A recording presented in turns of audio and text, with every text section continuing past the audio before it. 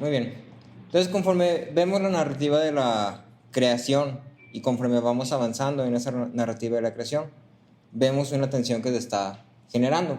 Si te das cuenta en todo lo que llevamos hasta ahorita de Génesis, vemos que hay tensión entre tres cosas principalmente. La primera es un mundo corrupto por el pecado. La segunda es los hombres que están en rebelión y el pecado en los hombres que está aumentando. Y el tercero es un Dios santo. Entre estas tres cosas está constantemente aumentando una cierta tensión. La maldad del hombre no había cesado en ningún momento, y el clímax lo podemos ver en Génesis 6:5, donde veíamos en la edición pasada que decía: el Señor vio que era mucha la maldad de los hombres en la tierra y que toda intención de los pensamientos de su corazón era solo hacer siempre el mal. Los hombres, para este punto, no tenían otro deseo, no tenían otro anhelo, no tenían motivación alguna más que simplemente hacer el mal. ¿Sí? Esa es la realidad en la que el mundo estaba en el día presente que estaba ocurriendo todo esto. Entonces el corazón del hombre estaba corrupto a tal grado que no había ni siquiera una pizca de arrepentimiento, ni de bondad, ni de piedad. El creador de todas las cosas, es decir, Dios, al estar frente a este grado de corrupción y maldad, se arrepiente de haberlos hecho. Dios no podía ser indiferente a esto que está ocurriendo en el mundo, y su corazón es movido a tristeza, que es lo que vemos en el versículo 7, cuando dice: entonces el Señor dijo: borraré de la superficie de la tierra al hombre que he creado, desde el hombre hasta el ganado, los reptiles y las aves del cielo, porque me pesa haberlos hecho. ¿Sí? Hubo un arrepentimiento que, como veíamos en la edición pasada, no es igual a nuestro arrepentimiento. No es que se le hubiera salido de las manos, sino que es un pesar, ¿sí? Es un dolor, es un sufrimiento, es una tristeza profunda por lo que está ocurriendo. ¿Sí? Y en base a esto, o este arrepentimiento, provoca una acción, por decirlo de una forma. La única respuesta adecuada de un Dios santo ante el pecado es la destrucción del pecado. La destrucción de la causa del pecado específicamente. Nuevamente, como lo vimos en el huerto con Adán y Eva, la historia de la humanidad pudo haber terminado con este diluvio. No sé si recuerdas que cuando estudiábamos Génesis 3, veíamos la caída del hombre y decíamos: finalmente es la creación de Dios. Él tiene derecho sobre su creación, Él es el creador. Si Él quisiera, Él pudo haber hecho otra creación completamente distinta de esta que ya se había arruinado por el pecado, porque los hombres habían fallado en su único propósito, que era someterse a la voluntad soberana y al reino bueno de Dios. Esa era la única misión del hombre como tal, y los hombres fallaron en esta misión. Dios bien pudo haber dicho: los hombres han fallado, esta creación ya está corrupta, no me sirve si lo quieres ver así. No es como que la creación tuviera un servicio para Dios o cumpliera un servicio para Dios, ¿sí? Pero finalmente la humanidad pudo haber acabado ahí. La historia bíblica pudo haber acabado ahí. Y sin embargo no vemos que eso fue lo que pasó, sino que la historia continúa. Y por eso es que tú y yo estamos aquí. ¿Sí? Por eso es que aún tenemos la historia de Noé presente ante nosotros. Y luego, cuando llegamos al diluvio, se repite la misma historia. Hay pecado en el hombre que está aumentando y aumentando y aumentando. Y a pesar de que la humanidad pudo haber terminado aquí, porque el diluvio estaba hecho con el propósito de destruir la maldad, la corrupción que estaba en el mundo, encontramos dos objetos que preservan la vida del hombre: la fidelidad y la gracia de Dios. El Salmo 52:8, en la sección B, dice: en la misericordia de Dios confío eternamente y para siempre. En la misericordia de Dios. Dios muestra su favor, su misericordia y su gracia a los hombres repetidamente. En la porción de Génesis 6, del 8 al 22, vamos a ver el juicio de Dios ante la maldad de la tierra. Vamos a ver su motivación e intención para esto. Y vamos a ver la preservación de un remanente a través de la gracia demostrada a Noé, más bien. La preservación del remanente es algo que vas a encontrar bastante en toda la historia narrativa bíblica, específicamente en el Antiguo Testamento, y lo puedes encontrar desde las genealogías que acabamos de ver en el capítulo 5. Finalmente, Set fue un hijo que fue para cumplir la promesa, para preservar el remanente de la promesa. ¿Sí? Noé funciona de la misma forma. Fue para preservar un remanente para el cumplimiento de la promesa. ¿Sí? Entonces, me gustaría que abarcáramos 3 cosas. La primera es el testimonio de Noé. La segunda es el estado de la tierra o la tierra como tal. Y la tercera es la resolución divina. Vamos a hablar de estas 3 cosas de una forma un poquito... Voy a tratar de no meterme mucho no en temas escabrosos, pero en temas complejos o dificultosos, porque la verdad es que justamente aquí encuentras bastante profundidad teológica, doctrinal, que es muy interesante y vale mucho la pena estudiarla y aprenderla. Pero si nos dedicamos a meternos de lleno a esto, voy a hacer un sermón de 2-3 horas, y de por sí me dicen que ya me tardo, entonces traté de como resumir nada más los puntos de forma digerible, ¿sí? Entonces, 3 puntos principales: el testimonio de Noé, la tierra y la resolución divina. Resolución divina. Comenzando por el testimonio de Noé.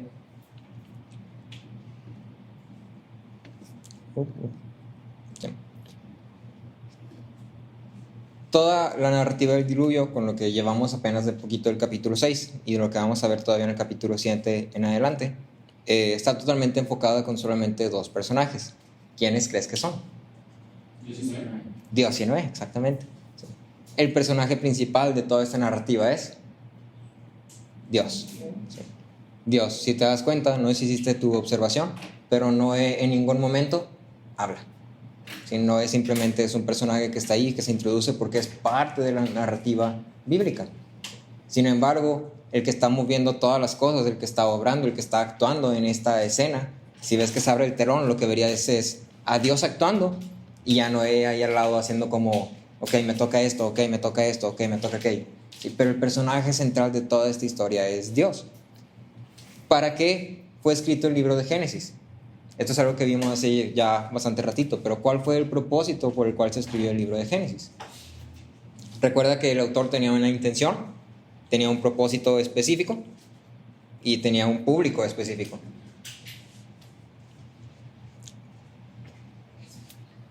Sí, es pregunta. ¿Otra vez? ¿Para qué fue escrito el libro de Génesis? Para combatir las herejías.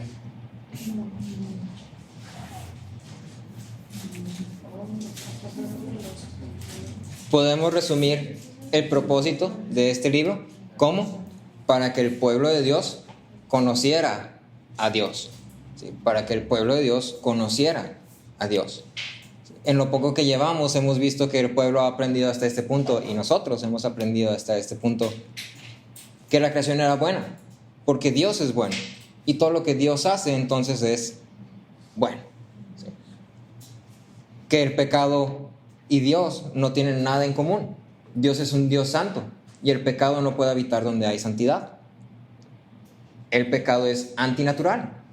El pecado es contrario a Dios.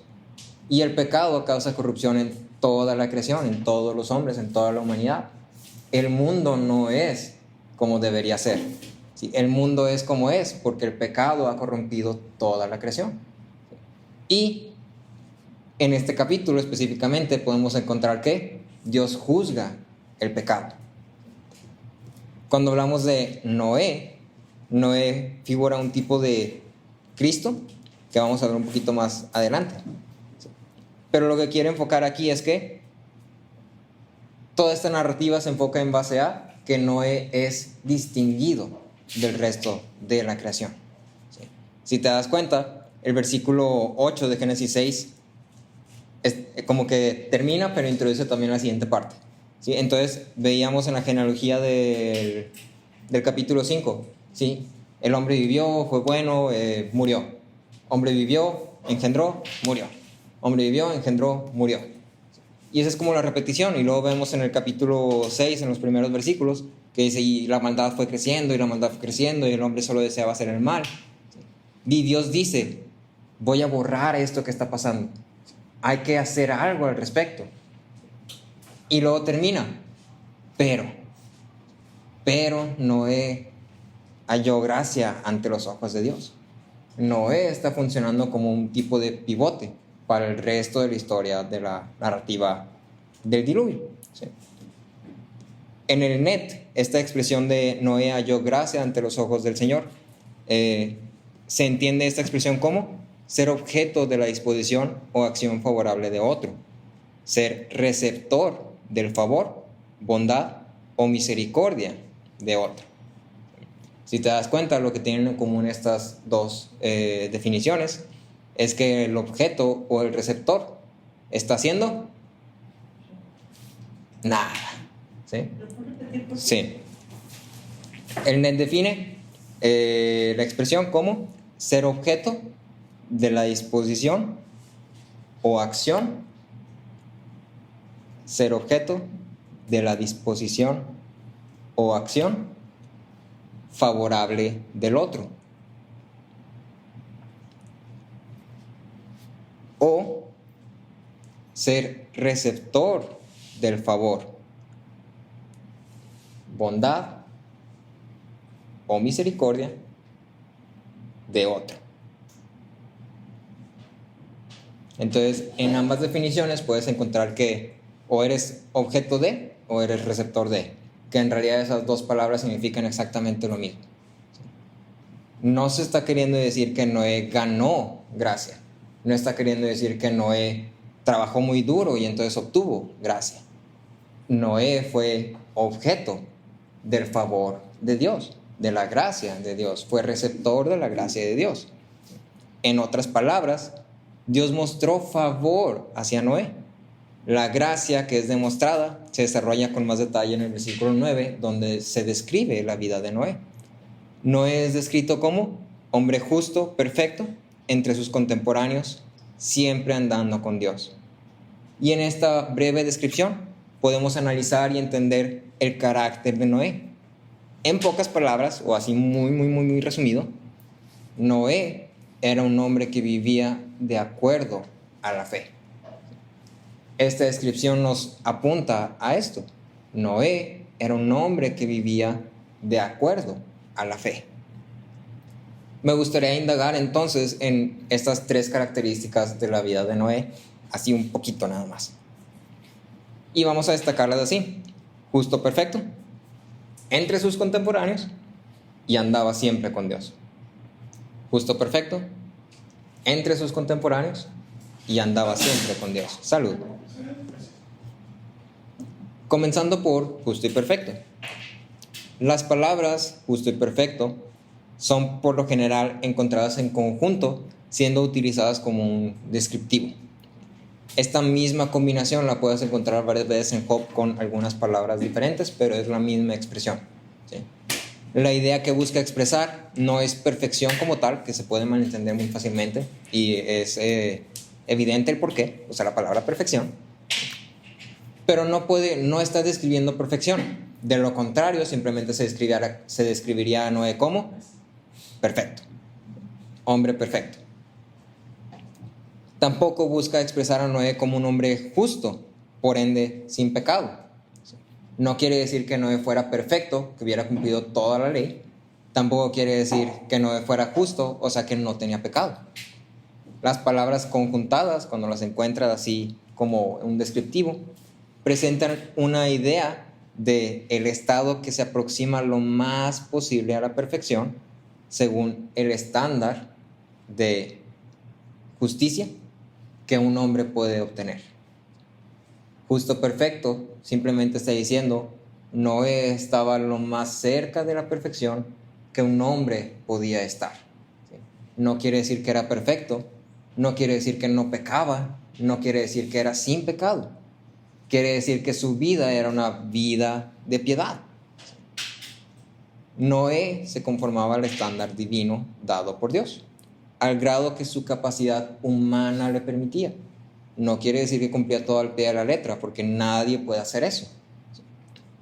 Meramente habla de Noé como un hombre que contaba con las cosas que Dios buscaba que los hombres tuvieran. Principalmente, fe. Que como veíamos con Enoc, no sé si recuerdas que decíamos que Enoc también anduvo con Dios. esta fe provocaba una vida de piedad. La fe de Noé lo llevó a vivir de esta forma. Y, oh vaya, la fe es un don de Dios. La gracia de Dios que a Noé encontró fue la fe. La fe provocó en Noé una vida de piedad. Las palabras en conjunto, entonces, así como otra vez repito, presentan a Noé como un hombre que vivía en fe y consagración completa. Noé era un hombre que vivía en fe y consagración completa. Justo y perfecto expresan esto. Después pasamos al segundo descriptivo, que es entre sus contemporáneos. La segunda descripción lo que está haciendo es un contraste entre la vida de Noé y la del resto de la humanidad. La palabra contemporáneos en el original no nada más abarca la humanidad, o sea, hablando de la tierra y los hombres que rodeaban a Noé, sino que está hablando de todos sus contemporáneos, incluso sus antepasados. Noé era distinguido entre todos los hombres de la tierra por su vida piadosa, pero incluso era distinguido entre la línea de descendencia de la que venía. La vida de Noé claramente era algo distinto. Era algo diferente. Si recuerdas, habíamos dicho que solamente hay 2 veces que se menciona esta expresión de anduvo siempre con Dios o andaba con Dios, y una de ellas es Enoc, que Enoc vimos que su logro más grande es que Dios se lo llevó y que no conoció muerte, y con Noé vemos que su logro más grande es que no conoció muerte, ¿sí? Fue salvo. Entonces tenemos hasta ahorita 2, justo perfecto, que está hablando de la vida de piedad de Noé. Tenemos entre sus contemporáneos, que está estableciendo a Noé como distinto del resto. Y por último tenemos la más importante y la de más peso: andaba siempre con Dios. El mayor punto de diferencia entre Noé y el resto de la humanidad yace en esta última descripción. Noé andaba siempre con Dios.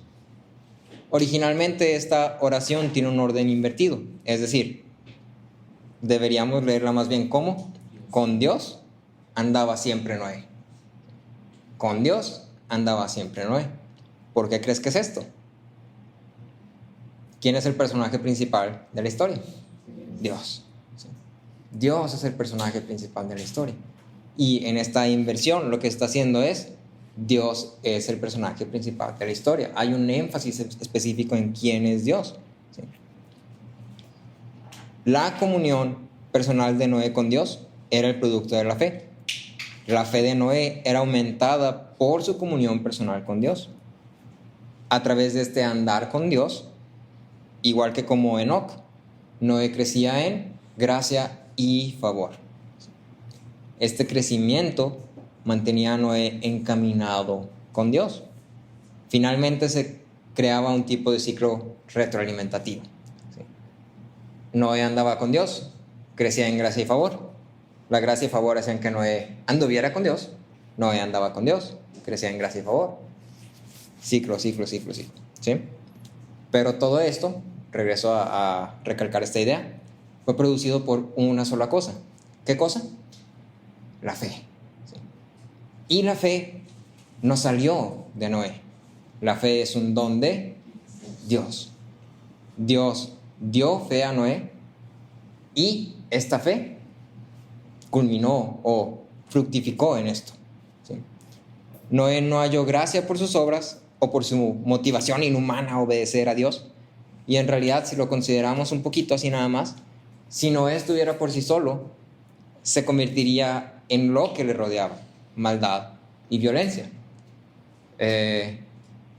Está este dicho muy común, ¿no? Dime con quién andas y te diré quién eres. Es decir, con quien te juntas es como te vas a portar, es lo que vas a decir, es lo que vas a hablar, es lo que vas a buscar, lo que vas a desear. ¿Sí? Si te juntas con fifas, pues te va a gustar el fútbol, te va a gustar ese tipo de cosas. Si te juntas con personas que les gusta leer, se te va a pegar el querer leer. O bueno, a lo mejor no el querer, pero el leer. ¿Sí? Si te juntas con personas que les gusta mucho ir al cine o salir o ir a los montes, se te va a pegar eso. ¿Sí? Finalmente nos vamos como adaptando a quienes nos rodean. Si Noé estaba en un mundo que estaba lleno de maldad y corrupción y violencia, y esa era la norma, ¿qué crees que iba a pasar con Noé? se iba a convertir en un hombre que hacía maldad y violencia. Eso era lo que hubiera pasado con Noé si Noé hubiera estado por su cuenta.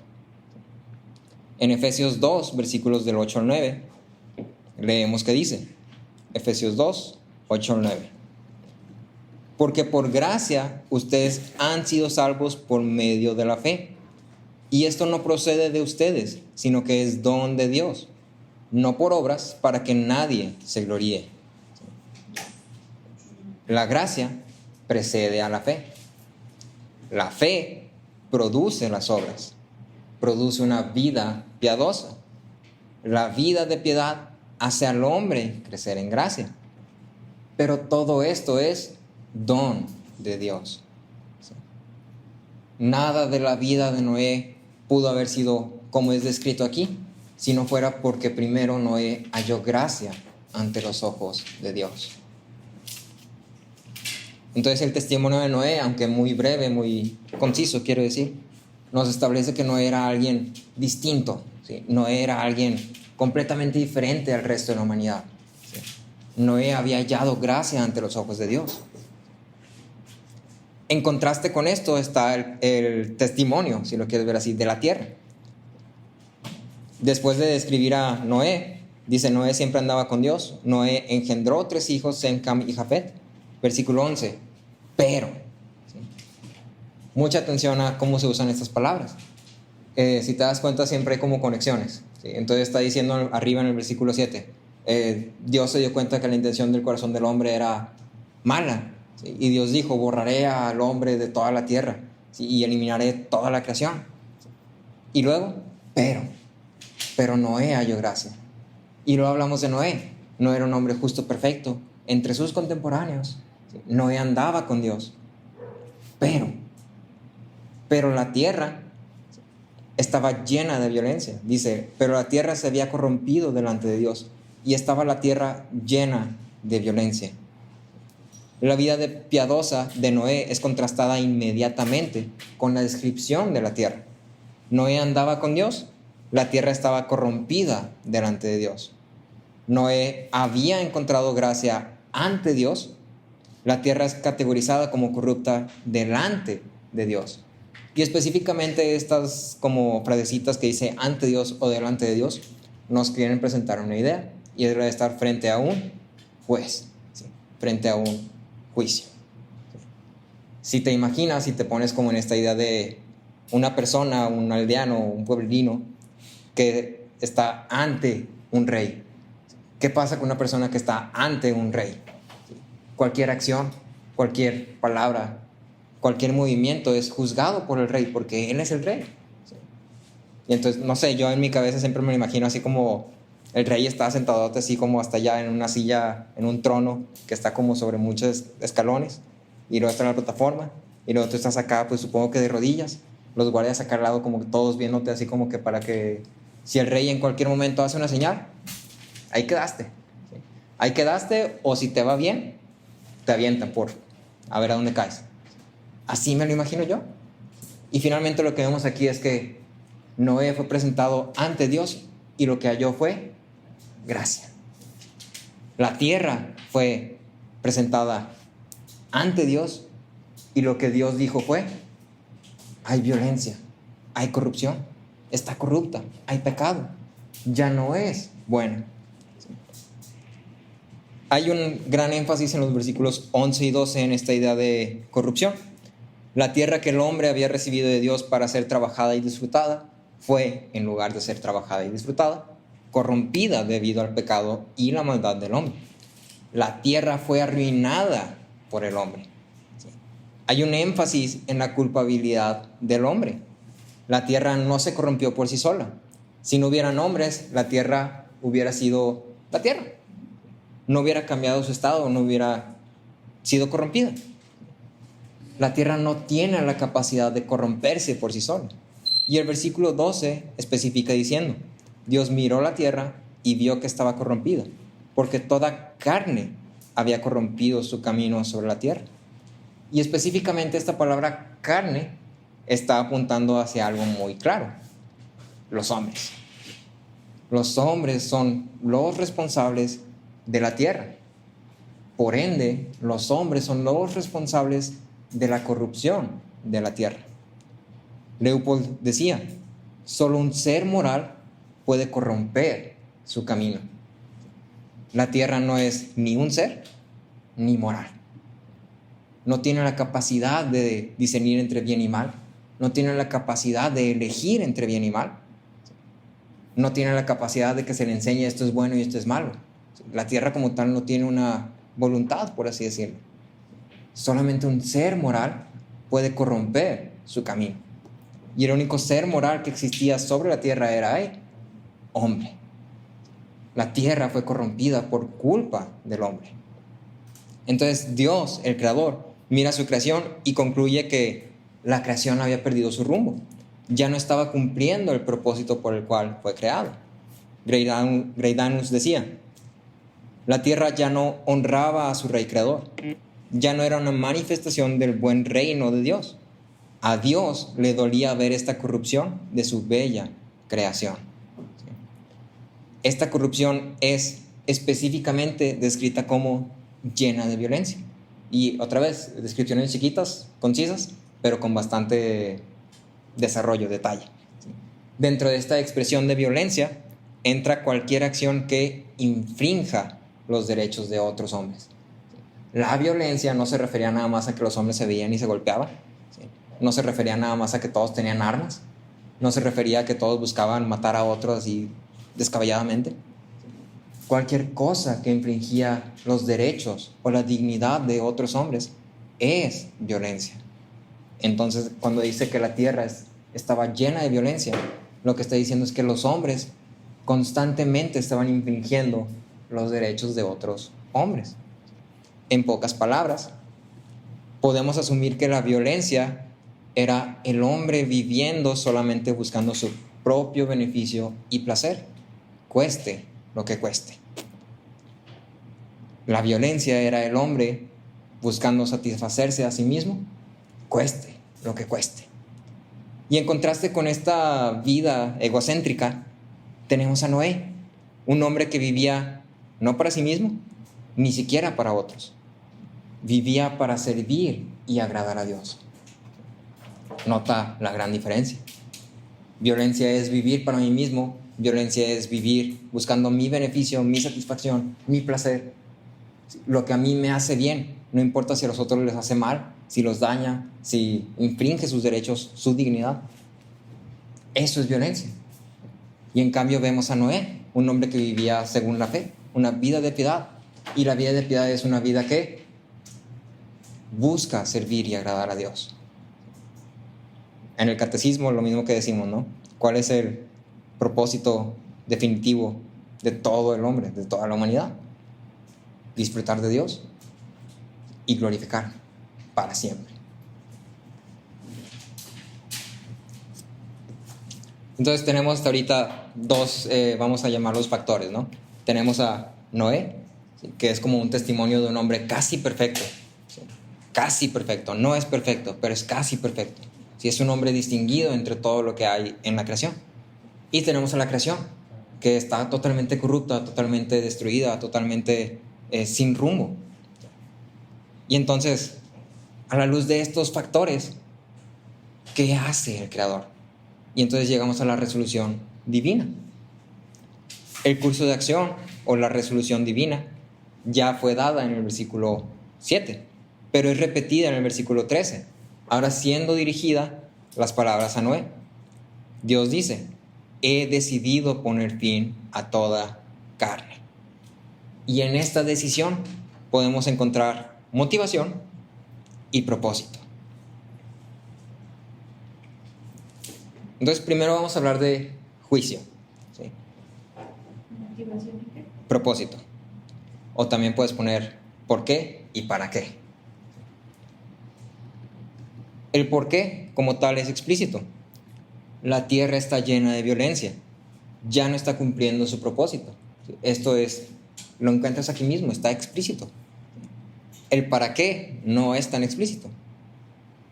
Te pregunto, ¿era el propósito del diluvio la extinción del hombre? No podía ser la extinción del hombre, porque entonces, ¿por qué Noé fue salvado? sería incongruente. ¿Era el propósito del diluvio que Dios se vengara de los hombres porque estaban lastimando su ego con su rebelión? No. El diluvio no fue un acto de venganza. El propósito del diluvio es enjuiciar la maldad. Y aparte de ese juicio, el propósito del diluvio es purificar la tierra, purificar la creación. Por eso es que Dios salva un remanente, preserva un remanente. A través de este diluvio, la creación es purificada de la maldad de los hombres, aunque sea momentáneamente, ¿sí? O de forma no súper meticulosa. ¿Por qué? El pecado seguía ahí, la tierra seguía corrompida, Noé seguía siendo un hombre pecador que necesitaba salvación. Sin embargo, la maldad de los hombres, como es descrita en los tiempos antidiluvianos, ya no era tan presente, ¿sí? El diluvio estaba funcionando como un tipo de descreación. No sé si recuerdas que cuando leíamos Génesis veíamos que separó Dios las aguas, la tierra de las aguas. ¿Y el diluvio qué crees que hace? Ya no hay separación, deshace esa separación, ya no hay una separación entre las tierras y las aguas. ¿Sí? Las aguas cubrían las tierras. ¿Sí? Es un tipo de descreación. Y esa descreación es procedida por una recreación, ¿sí? Una nueva creación, un nuevo comienzo. Entonces, el propósito de la creación es enjuiciar y purificar la tierra. Ahora, a pesar de la maldad y el pecado que había corrompido toda la creación, incluso a Noé y a su descendencia, a pesar de todo esto, la gracia de Dios se manifiesta. El juicio que Dios declara sobre la tierra, los juicios que podemos encontrar en toda la narrativa bíblica, siempre están ligados a la gracia. Si tú buscas juicio en la Biblia, vas a encontrar gracia. Adán y Eva fueron enjuiciados cuando pecaron. Y a pesar de que lo que merecían era muerte, encontramos también que fueron manifestados gracia. ¿Cómo fue manifestada esa gracia? ¿Vivieron? Primero que nada, se les hizo una promesa de salvación. Con Noé, este mismo patrón se repite. Hay un juicio, pero junto con ese juicio se manifiesta la gracia. El diluvio es un juicio por el pecado de la humanidad, pero la gracia es manifestada en la preservación de un remanente, a través del cual la promesa de salvación sería cumplida. Si recuerdas, ahí mismo en el capítulo 6, en el versículo 18 leemos: pero estableceré mi pacto contigo. Entrarás en el arca tú, contigo tus hijos, tu mujer y las mujeres de tus hijos. Hay un cierto debate que como cuando lo ves un poquito como desde arriba, te das cuenta que el debate no tiene mucho sentido y la mayoría sí están de acuerdo en decir, pues es que de donde lo tomes termina siendo lo mismo. En decir, ¿qué pacto? ¿A qué pacto se está refiriendo? Algunos dicen, no, pues es que es un nuevo pacto. ¿Sí? Otros dicen, no, pues es que es el pacto del arco iris. La realidad es que este pacto está hablando de un pacto que ya había sido establecido con la humanidad, específicamente con la descendencia de Set. La semilla de la mujer pisará la cabeza de la serpiente. Esa es la promesa.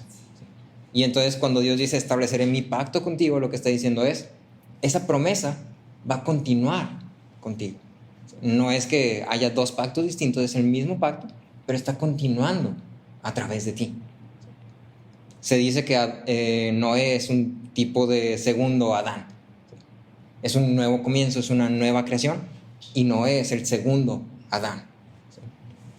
Es entonces entendible decir que la promesa que se hizo al hombre continúa a través de este segundo Adán. Dios juzga la maldad y en su gracia salva a un remanente para continuar su reino bueno en la tierra. Grey nos decía, Dios haciendo nuevos comienzos, salvando un remanente para continuar su reino en la tierra. Del remanente salvado del diluvio, pasa después al nuevo comienzo que Dios hace enviando a su Hijo único, a la continuación de este nuevo comienzo a través de los discípulos de Jesús y la iglesia, hasta el remanente salvado del juicio final para heredar la nueva creación. El juicio, todos los juicios que puedes encontrar, tienen casi los mismos factores. Pecado, juicio por el pecado, gracia, promesa, remanente. Casi tienen todos esos mismos factores. ¿Sí? Tal vez palabras más, palabras menos, pero el juicio de Dios, o más bien, Dios sigue siendo el mismo.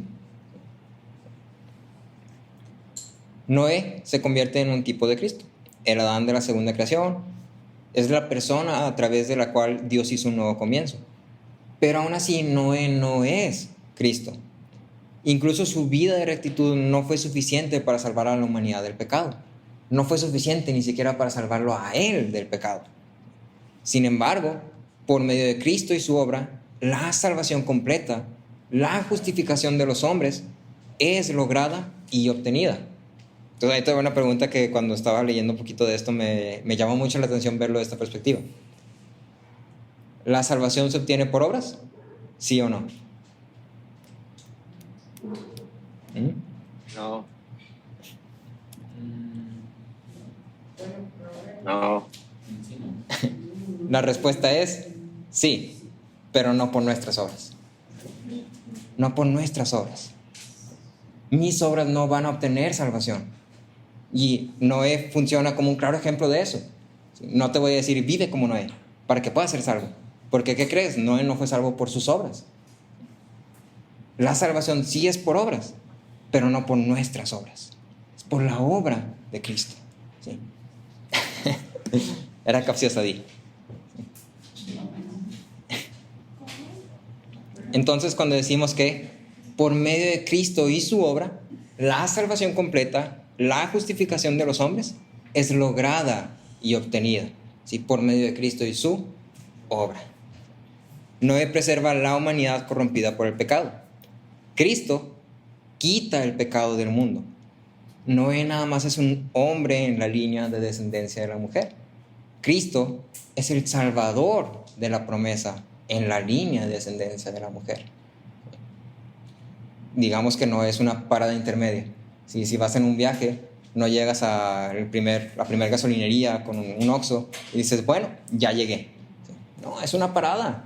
Es una parada y te bajas ahí, descansas un poquito, estiras las piernas, compras tus dulcecitos, compras tu agua, compras tu chesquito, lo que tú quieras. Y luego te subes otra vez y avanzas. ¿Sí? Hasta que llegas a tu destino. Entonces, Noé preserva, Cristo quita el pecado.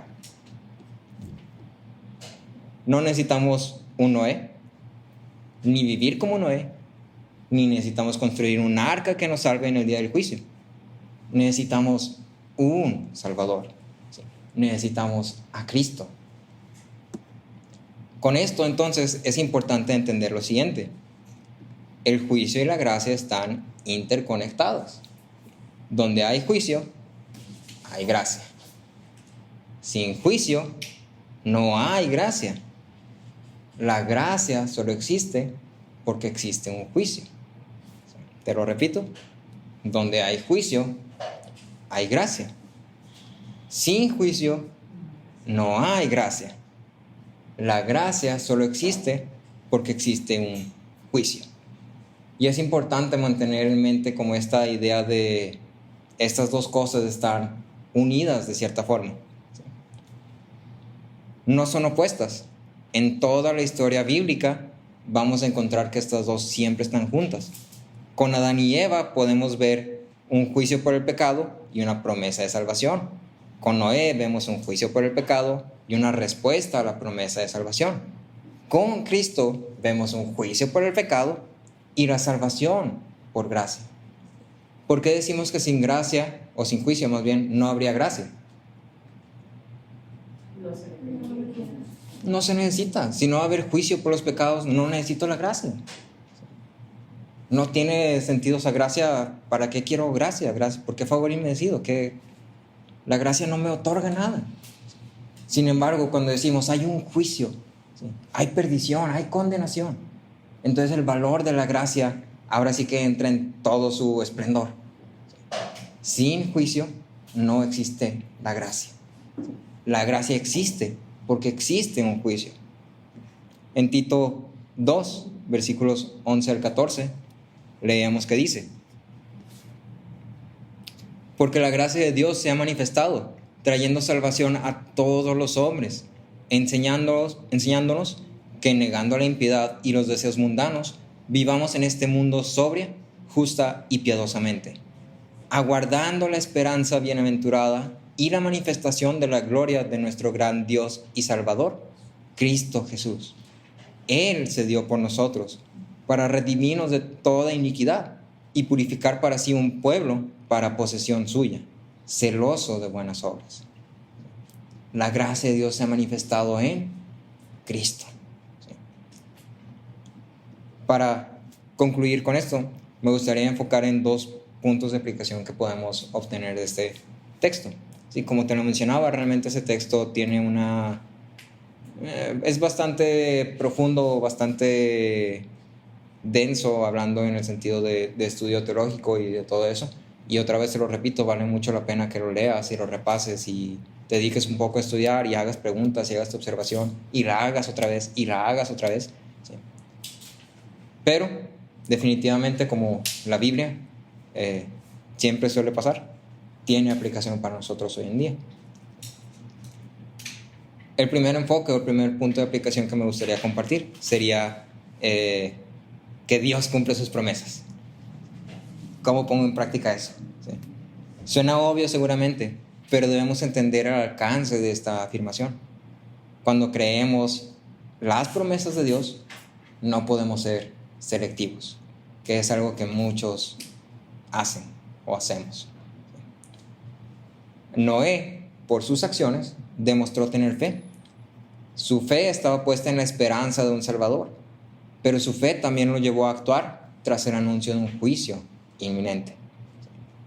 Dios ha prometido un Salvador, pero la promesa de un Salvador está ligada a un juicio. Entonces recuerda, sin juicio no hay gracia. ¿Sí? Spurgeon decía: el que no cree que Dios castigará el pecado, no creerá que Dios lo perdonará a través de la sangre expiatoria. Aquel que no cree que Dios echará a los incrédulos al infierno, no estará seguro de que llevará a los creyentes al cielo. La fe sincera en Dios debe tratar toda la palabra de Dios por igual, porque la fe que acepta una palabra de Dios y rechaza otra, evidentemente no es fe en Dios, sino fe en nuestro propio juicio, fe en nuestro propio gusto. Dios cumple sus promesas, todas y cada una de ellas. Dios anunció un juicio, ¿y qué pasó? Llegó un juicio. Dios anunció un Salvador, ¿y qué pasó? Llegó un Salvador. Un hombre no construyó un arca para salvarse de un diluvio, a menos que crea que va a llegar un diluvio. Un hombre no busca salvación por medio de la fe en Cristo, a menos que crea que necesita ser salvado de algo. Como hombres tendemos mucho a los extremos.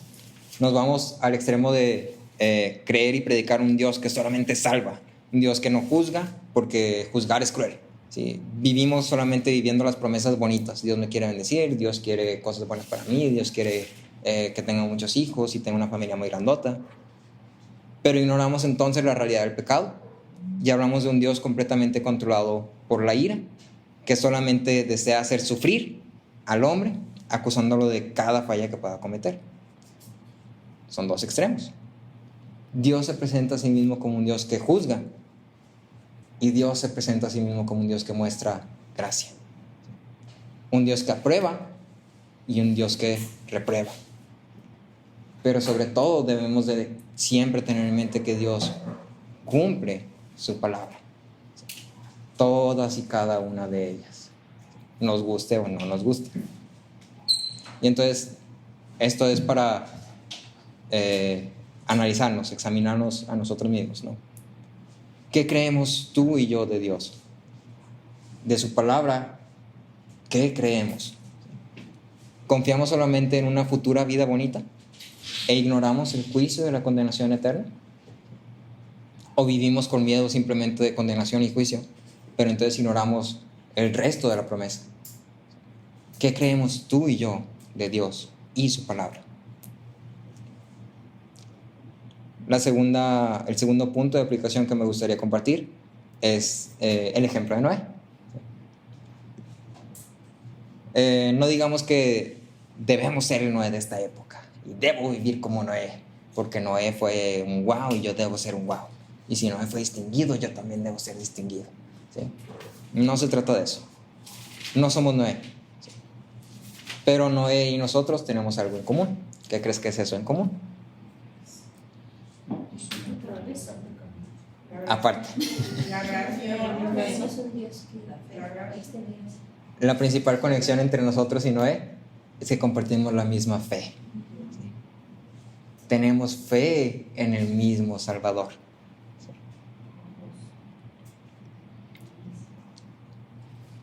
La construcción del arca fue sin duda un trabajo monumental. No sé si has leído o estudiado sobre eso.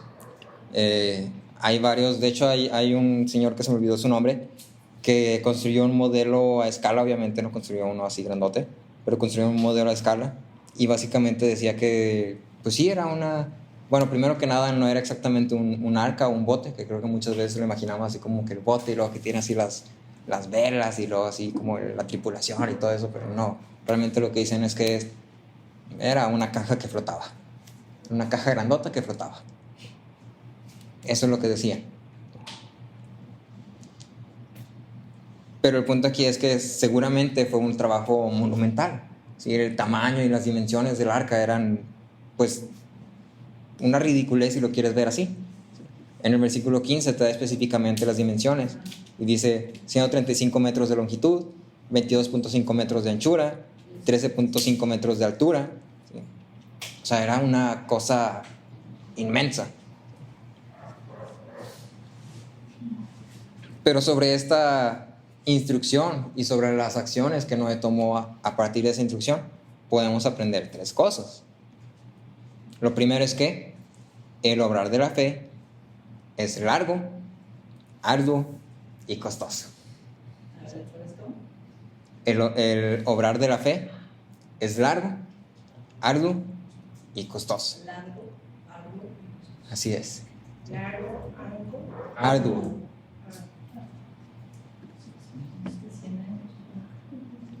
O largo, difícil y costoso, si lo quieres poner. Ese es el primero nada más. ¿Sí? Spurgeon decía, la fe debe ser un inquilino constante, no un invitado ocasional. La fe debe residir en tu hogar, no nada más llegar de visita de vez en cuando. ¿Sí? Noé tuvo fe para construir el arca. En realidad no tanto. ¿Sí? La fe constante de Noé lo llevó a construir el arca cuando Dios habló. No fue que Dios habló y entonces en ese momento Noé estaba, pues él en su vida piadosa, tranquilo, y le dijo, tengo que construir un arca. No. Su vida en fe, con fe, ¿sí? Lo llevó a que cuando Dios hablara, Noé actuara. ¿Sí? Entonces, tener fe significa vivir acorde a lo que creemos. Si creemos en un Dios santo, si creemos en el pecado, si creemos en el juicio y la salvación, nuestras vidas deben constantemente demostrar esto que creemos. ¿Sí? El hombre que creyó en un diluvio se ocupó en la construcción de un arca. El hombre que cree en la vida eterna se va a ocupar en las cosas que contienen la eternidad. Si alguien me quiere ayudar a leer Filipenses 2:12 y Filipenses 3:12 al 14. Filipenses 2:12 y Filipenses 3:12 al 14. Adelante. Así que, amados míos, tal como siempre han obedecido, no solo en mi presencia, sino ahora mucho más en mi ausencia, ocúpense en su salvación con temor y temblor. ¿Quién tiene 3? ¿3 o 3? 3:12 al 14. Adelante. No es que ya lo haya alcanzado o que ya haya llegado a ser perfecto, sino que sigo adelante, a fin de poder alcanzar aquello para lo cual también fui alcanzado por Cristo Jesús. Hermanos, yo mismo no considero haberlo ya alcanzado, pero una cosa hago, olvidando lo que queda atrás y extendiéndome a lo que está delante. Prosigo hacia la meta para obtener el premio del supremo llamamiento de Dios en Cristo Jesús. Muchas gracias. Entonces, versículo 2:12, palabra de enfoque es ocúpense. Cuando decimos que estamos ocupados, generalmente, ¿qué estamos haciendo? Trabajando. Cuando hablamos de estar ocupados, generalmente estamos trabajando o cumpliendo alguna responsabilidad que tenemos. Bueno, a menos que lo estés usando como una excusa. Cuando verdaderamente estás ocupado, estás trabajando o estás haciendo alguna responsabilidad, alguna diligencia o similar. ¿Sí? A veces dices, estoy ocupado y estás ahí viendo Netflix, ¿verdad? Pero eso ya es otra cosa. ¿Sí? Alguien que está ocupado generalmente está trabajando. ¿Sí? Entonces lo primero es, ocúpense en su salvación con temor y temblor. Y como ya lo había dicho el pastor Aarón varias veces antes, no se está refiriendo a que cuida de tu salvación porque luego la pierdes. No. Ya eres salvo. Pero pon a obrar tu salvación. Pon a obrar tu fe. Ocúpate. Y Filipenses 3:12-14.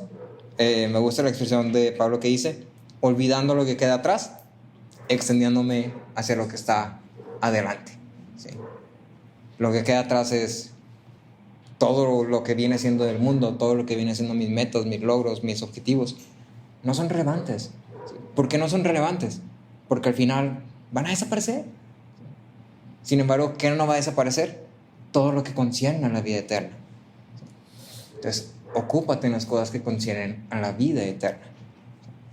Si dentro de eso está todo esto de hay que estudiar, hay que tener un trabajo, hay que tener dinero, hay que ser responsables con mi familia, hay que cuidar de la iglesia, hay que formar relaciones, ¿sí? Hazlo, ¿sí? Concierne a la eternidad. Pero también está la predicación del evangelio, está el estudio de la palabra, está nuestra diligencia con los medios de gracia.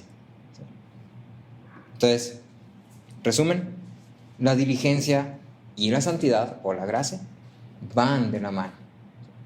Van de la mano. Y por último, no llevo uno nada más, ¿verdad? Ok, ya deja acá así rápido. Segundo, la fe nos lleva a actuar contracorriente, aunque esto implique actuar solos. La fe nos lleva a actuar contracorriente, aunque esto implique actuar solos. Noé construyó un arca. ¿Quién más construyó un arca? Y algo que creo que es todo, para todos como evidente si nos ponemos ahí en los zapatos de Noé, ¿no? Durante 100 años estuvo construyendo un arca enorme, masiva. La gente pasaba, la gente lo veía. Más adelante en la Biblia, en el Nuevo Testamento, podemos ver que, no recuerdo la cita, pero se dice que Noé predicaba sobre este juicio que se avecinaba. Entonces no era como que Noé lo estuviera escondiendo, ni que pudiera esconderlo. Pero finalmente Noé abiertamente estaba haciendo algo en base a su fe. Y la gente, obviamente, ¿qué crees que decía? Ridículo. Está loco. No, está esquizofrénico. Mi compa en sus días menos alucín. En sus años menos alucín. Eso es lo que la gente decía. Y sin embargo, Noé, aún estando solo, obró en fe. La fe no es muda. Jonathan Edwards decía, deben actuar como aquellos que ven la importancia de la religión por encima de todas las otras cosas, que todo lo demás debe ser como un asunto ocasional y nada debe competir con sus deberes. Si Noé dijo, mi deber es construir un arca, yo voy a construir un arca. Si me cuesta mi dinero, mi tiempo, mis fuerzas, pues ni modo. Yo voy a construir un arca porque es lo que fui llamado a hacer. Hay muchos ejemplos de hombres que han hecho esto. Tienes el ejemplo de Lutero, sí, creo que es como el que todos somos familiar. Lutero fue en contra de la iglesia católica, se opuso abiertamente a la iglesia católica. Tenemos el ejemplo de Atanasio, que estaba peleando contra la herejía de Arriano y fue exiliado 4, 5, 6 veces de que no, es que es un hereje porque no cree lo mismo que nosotros, sácalo. ¿Sí? Y Atanasio no así perseveró en decir, no, es que eso que están diciendo es una herejía. Esta es la palabra de Dios, este es el evangelio. Y entonces pues le tocó que lo exiliaran varias veces, pero pues finalmente ganó. ¿Sí? Y tenemos otros hombres más recientes como Bonhoeffer. ¿Sí? Bonhoeffer se opuso abiertamente al régimen nazi. Predicó por la radio casi inmediatamente cuando salió todo esto a la luz del movimiento nazi. Bonhoeffer luego actuó, incluso si él estaba solo, porque todos los demás tenían miedo.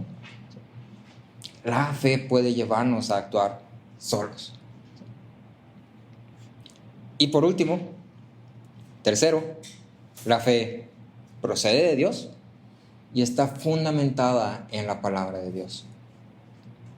Hay una conexión muy importante en todo Génesis 6, que es Dios dijo, y Dios dijo, y Dios dijo. Dios dijo, construirás un arca de esta medida y de esto y de esto. Yo voy a traer animales y luego tú vas a meter 2 de cada especie. Sí, voy a destruir todo esto y esto y esto y esto. Va a entrar en el arca tú, tu familia, tus hijos, tus mujeres. Y luego todo eso es concluido con, así lo hizo Noé. Conforme a todo lo que Dios le había mandado, así lo hizo Noé. Noé actuó fundamentado en la palabra de Dios. La fe está fundamentada en la palabra de Dios. Lo que la palabra nos llama a nosotros a hacer es lo que debemos hacer.